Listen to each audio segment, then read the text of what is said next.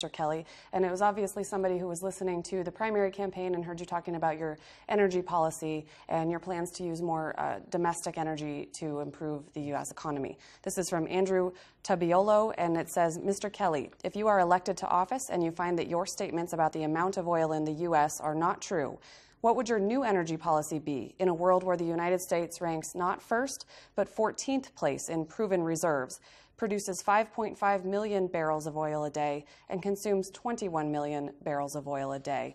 And we checked those numbers. There was actually a story in USA Today that has numbers that are in line with the numbers he's using here.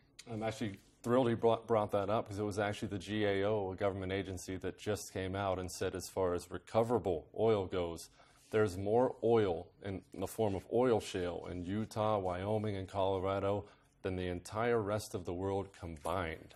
That's simply oil shale. We're currently using 2% of our offshore drilling capability, only 6% of our onshore drilling capability.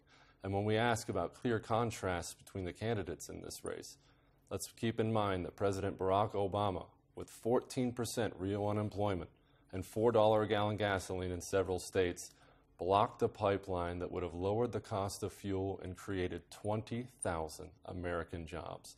I stand for that pipeline. I stand for more sensible drilling everywhere we can, and that's not only oil, natural gas, coal, uranium. We have all the capability we need, all the resources we need in this nation, not only to protect the benefits that seniors have earned by increased revenues into the government, but to create millions of new jobs, to lower the cost of fuel, to lower the cost of power. Currently, right now in North Dakota, because they're drilling, they have 3% unemployment. And the biggest problem they face currently as a state is there's literally not enough housing for all the jobs we've created.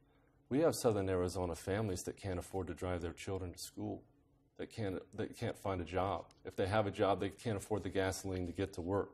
It's time to stop letting the EPA control our environment, our energy policy in this nation, and start getting the government barriers out of the way and letting the American energy companies go out there and create jobs for the American people.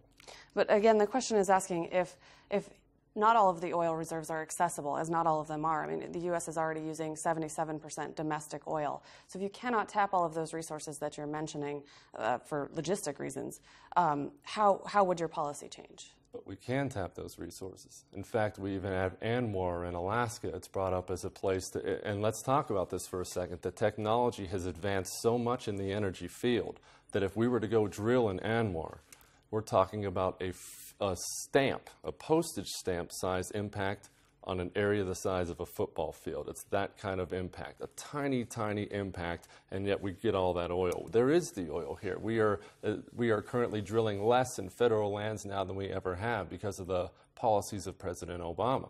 President Obama blocked oil drilling in the Gulf and then sent $3 billion to Brazil of taxpayer money so that they can drill for oil.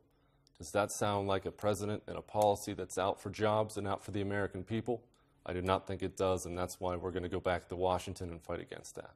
Okay, and as that last question was directed directly